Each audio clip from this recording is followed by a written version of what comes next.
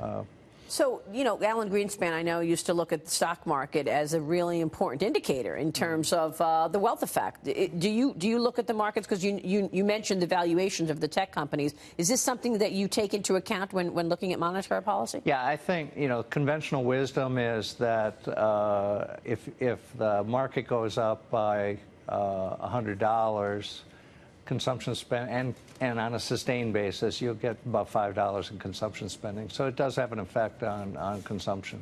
Now, there is a narrative that while things are going really well right now, over the next year or two, things will slow down quite a bit. Do you buy into that? I mean, we spoke with your colleague, Robert Kaplan from Dallas, who also said, look, we're talking about a 3% growth number for 2018, but when you look out to 2020, you're talking about all the way down to 1.9%. How do you get there? Yeah, I think the projections are that the economy is going to slow. But, and I think that's the right thing to base policy on, that should be how you plan. And then you hope for the best. You hope that productivity will improve in the U.S. economy and you'll actually get faster growth. That would be great news if productivity would improve, but we need to see it before we can bake that into policy. Why all the projections that things will slow? I mean, I'm just trying to understand what it is that would cause the slowdown. Because the potential growth rate is thought to be only about 2% in the U.S. economy, maybe 1% productivity growth and 1% labor force growth. The demographics we're probably not going to be able to fix anytime soon. So if we're going to get sustained faster growth, it's got to come through productivity. There's a good angle on that story because you could see productivity improvement given all the fantastic technology that's around, but that technology has to diffuse into actual production processes and make things, make things more productive. And I'm not sure that's always happening. So when you look out, let's call it 3 years. I mean, the Federal Reserve has been really the one who's provided the stimulus for this economy over the last 10 years. And after the financial crisis, it was all on you and your colleagues. I mean, we know that, and you did a terrific job. Thank you. But going out, when you look at where the Fed funds rate should be, let's call it 3 or 4 years, what's an appropriate number? Well, like I say, I think we're about where we need to be today. We've already been preemptive. We've got inflation right at target. It doesn't look like there's a lot of inflation pressure in the U.S. economy based on tips-based type inflation expectations. So I think we're in good shape for today, and we should just play it going forward by taking in incoming data and reacting to incoming data.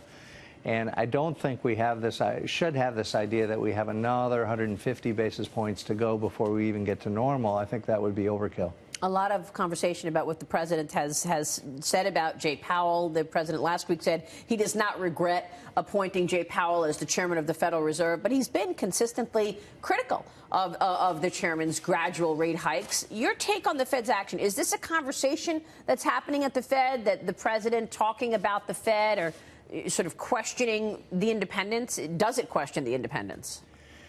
I don't really think so. I think the independence is baked into the law. So, and the law says that the committee is supposed to try to get the best employment results we can get and get the best inflation results we can get simultaneously.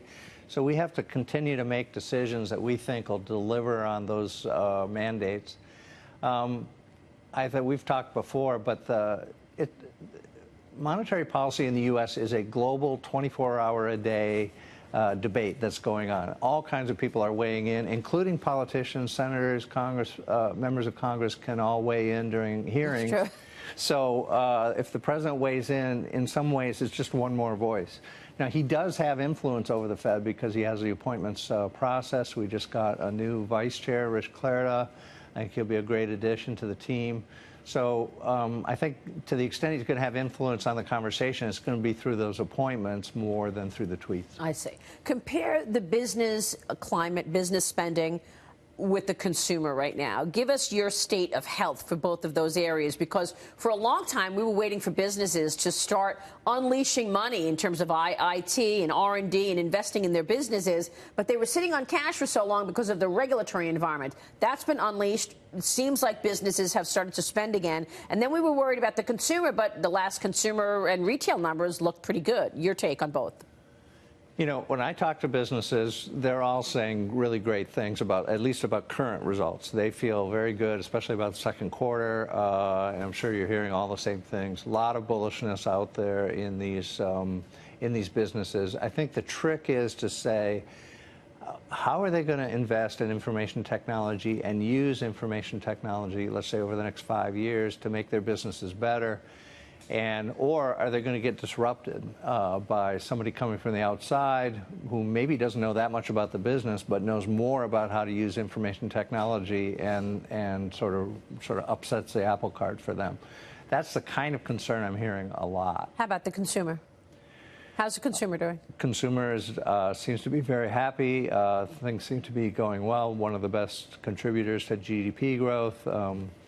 I'm happy right now. Any worries or uncertainties in terms of where the consumer spending part of this goes? 2/3 of the economy, obviously, we want to know. I'm not concerned right now. I think we're in good shape right now. Obviously, things can happen, and so if they do, we'll have to react at that point. But for right now, things look good. It looks like we're going to see another rate hike in September, then. Well, markets are putting a very high probability on it, and if you talk to my colleagues, most of them seem to be putting a high probability as well. Mr. President, James Bullard of the St. Louis Federal Reserve, thank you so much for joining us. All right, thanks very much. Thanks for having me this morning. And to you, James Bullard.